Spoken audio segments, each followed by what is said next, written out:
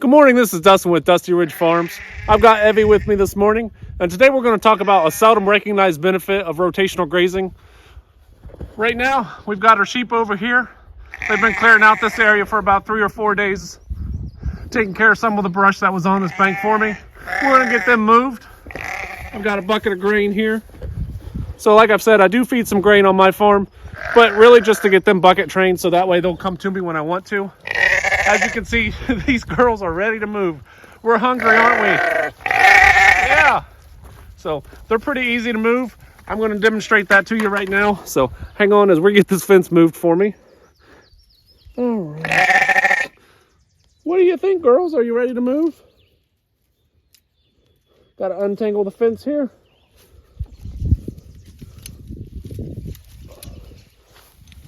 All right. Get our bucket. Come on, girls, watch out. Oh no, they found it.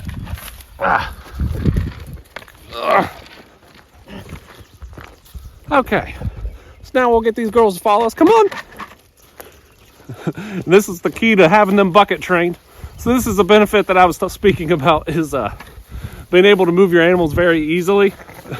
I've had animals before that I didn't rotationally graze, and it was not quite this easy to get them to follow me. Even with a bucket of grain, it was hard to get them to go where I wanted to. These girls will follow me just about anywhere. So the mission today, we're going to put them in here into the chicken coop.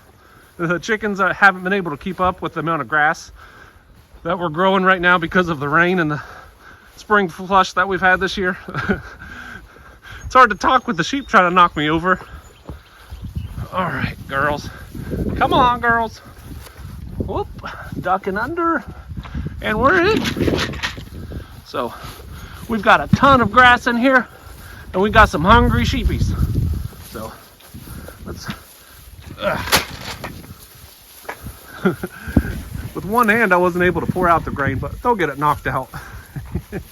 The grain that we feed is just a sweet feed mix. I put about 2 scoops in there, and these girls are going nuts for it. They've got plenty of grass in here to get cleaned up for us, though. That way we're able to keep this keep this down, because if we don't, this will grow out of control pretty quick. This has had chickens on it for quite a few years, so the soil is very fertile. And wow, look at this back here.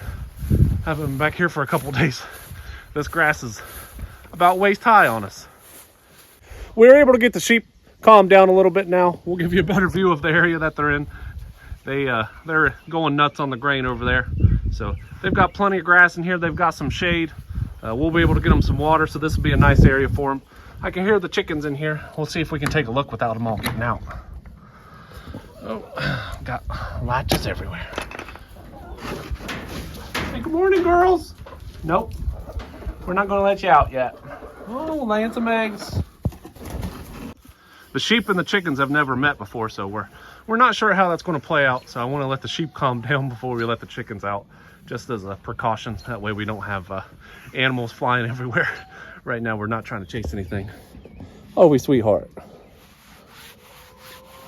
These boys heard us making some noise up there, and now they're wanting to know what's going on. So we'll check on them real quick. I just moved these ones in here about 3 days ago. So they've got quite a big area down through there. They're going to take a while to clear that out. Normally I move them faster, but right now I haven't been able to. I've got a lot going on at work, so we're going to give the cows plenty of space. Aren't we, boys? That way you can get your grass ate up. They were raised with the sheep for quite a while, so whenever they hear the sheep carrying on, they usually think they're about to get a snack too. We need to get you boys some water, don't we? Yeah. How we doing this morning? Want some scratchies? Come here. These were bottle babies. We got these as about a week old bull calves last year. We turned them into steers. So hopefully this fall we'll have some beef ready for us. They're not sure what to think about the baby either. And she doesn't know how to feel, do you? See, I like the cows, but then again, they kind of scare me. Here's the aftermath of what the sheep were able to do. It's why I love having the sheep here on our farm. They are an amazing animal. Not only will they eat the grass, like what was on this bank here, but they were also go through, strip the leaves, eat a lot of the weeds and stuff that was growing under here. Look at this, monoflora rose. See how they stripped every leaf off of it where they could get to? I know a goat would climb up there and try to get more, but that's not really what I wanted. I just wanted things on the ground to get cleared and things that, this is the only fence that they had right here. And I actually, silly me, I forgot to turn the electric on. So it wasn't even electrified. They're just so used to it that they weren't even going to try to jump over that fence or push through it. Look at this, amazing. For comparison, I'll show you what the next section down here looks like. This is why I wanted to get the sheep, so they could clear out the banks and stuff for me, help control weeds and overgrown grass, things like that, on areas that's just too hard for me to mow. Takes me about 20-30 minutes to set up that fence. It would take me much longer to try to weed eat all these things. And the sheep are an enjoyable animal to have around the farm. So this is what it looked like before we put them in that area. And everything from about waist high down, they stripped and cleaned up. This is why we love having our sheep. So now we're going to go back through on this section here where they've just cleaned up, especially on the area where there's no trees. We're going to throw some seeds down. I think I'm going to try to throw down some wildflowers, maybe some sunflowers, make some pretty stuff grow on the bank besides just some weeds. All right, morning time here, so you know what that means. We've got some pig feed in there. We need to go get them fed. They're of course hungry. So me and Evie are about to head out there to do that. So hang on tight. We made it out here to the pasture, didn't we, sweetie? With our bucket. So let's go feed the piggies. They are over in here. I mentioned before the distance that we had to carry the feed. This isn't too bad. It's going to get worse as the summer goes along though, because I'm going to move them further down in there. I'll have to come up with a solution, hopefully, to be able to handle all of that. Evie's not sure what to think with the pigs making all this noise. Pigs are very noisy before they've been fed. They are very food motivated, so if you're thinking about getting pigs, they're very much like a dog in the aspect of if you give them food and treats, they will do whatever you want them to do. Pigs have been fed, they've calmed down quite a bit. So the benefit that I was trying to get across to you earlier is that if you rotationally graze your animals, you're going to get a very good relationship with them. You're going to get to the point where they see you as somebody that's there to help them, and that you're going to be bringing them feed just about every time you see them because you're moving them to new feed all the time. So they will follow you. This is very helpful. Like I said in the past, that was one of the reasons why I had struggled getting into farming as much as I have now. It was hard for me to see my animals getting out and chasing them and having the neighbors help me. It was just very stressful, and I didn't enjoy that very much. So that's actually what led me to regenerative ag. So I think that all things happen for a reason. I think that's why I had that happen to me. So I was able to figure out how to properly take care of animals, how to properly manage my land. So that way I'm able to build those better relationships with my animals and with the land.